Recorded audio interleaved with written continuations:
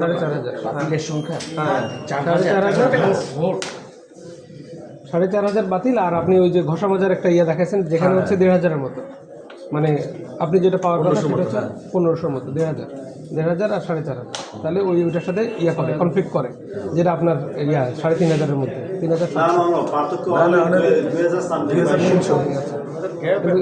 আচ্ছা 2,000 সামথিং বিডিতে আসছে, শুধু দেখলাম 2,000 সামথিং, কিন্তু অন্যান্যরা লিখতেছে 3,000। ওইটাই ফাইনাল 2,320 এটা কাছাকাছি। ঠিক আছে 120 2,420 না, বাতিল সবগুলোই কি আপনি পাবেন? না, ম্যাক্সিমাম আমি পাবো।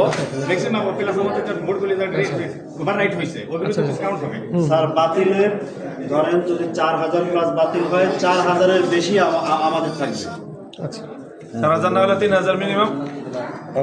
আপনি শুনেন, আপনি এমন একটা হয়তো নির্বাচন কমিশনের বিরুদ্ধে মামলা করবো আমরা।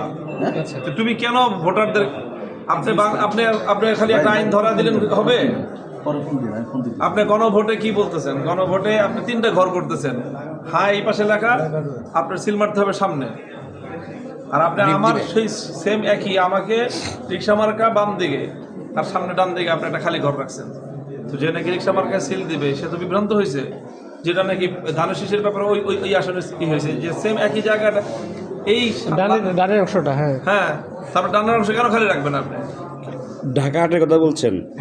ঢাকা হাট এবং ঢাকা 13 সেম একই ধরনের। ওখানে হয়েছে ধানের শীষ যেই সিচুয়েশনে পড়ছে, ঢাকা 13-তে রিক্সা একই সিচুয়েশনে পড়ছে। তো ঢাকা 8-এর ব্যাপারে তো নির্বাচন কমিশনের রেফারেন্সে আফরোজা আব্বাস সাহেব বলতেছেন যে এটা কাউন্ট করতে নির্দেশ দিছে নির্বাচন কমিশন থেকে।